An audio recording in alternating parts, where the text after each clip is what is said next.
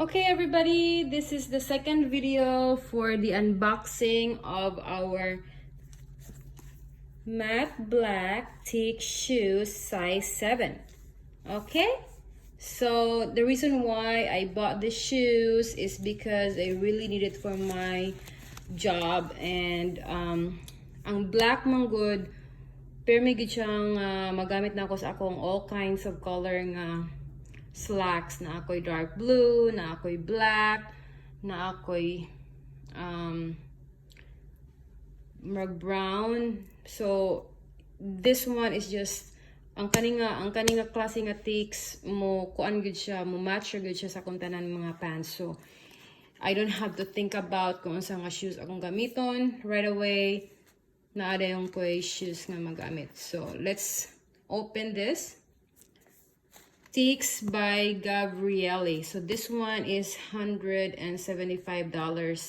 ni siya. Huwag kabaw na ba ito'y tax? Basta all I know is na siya ang iyang price. Oops. Now I dropped it. So this is officially my second pair of matte black, and again as I was saying sa akong first video, nag-order ko ani the last time was 2017, and then I use it every day. So karon murag dili na gyud siya, guba na gyud siya, so I need a new pair, and this is for my job. So and I really loved it, so wala gyud ba suffer ang akong feet. And here it is.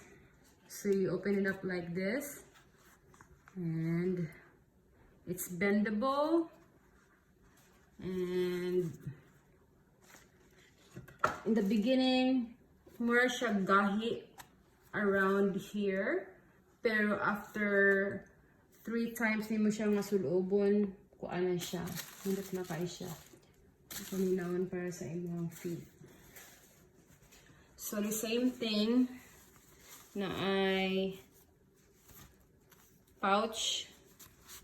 Then, kani siya, kung mag high heels ka, for example, when I went to Vegas, ang akong high heels was like 7 inches. Hindi na ako kaya after sa event.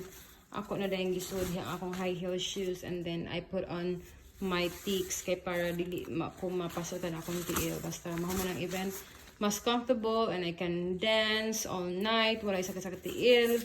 And then, taas kay ang Vegas, ang strip sa Las Vegas. So, kaya ra kay na ako mudagan or mulakaw, pila-pila pa ka mga blocks away. So, mo na siya.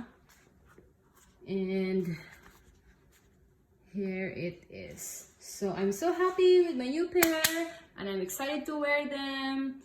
And thank you so much, everybody, for watching my videos. For more unboxing, please click and subscribe.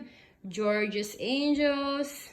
So officially I have 6 pairs of Tieks shoes. So my collections there again, the ribbon that I had, I gave them away to my pamangkin and to my sister, and there's plenty of uses for this one. And that's about it. Good night, everybody.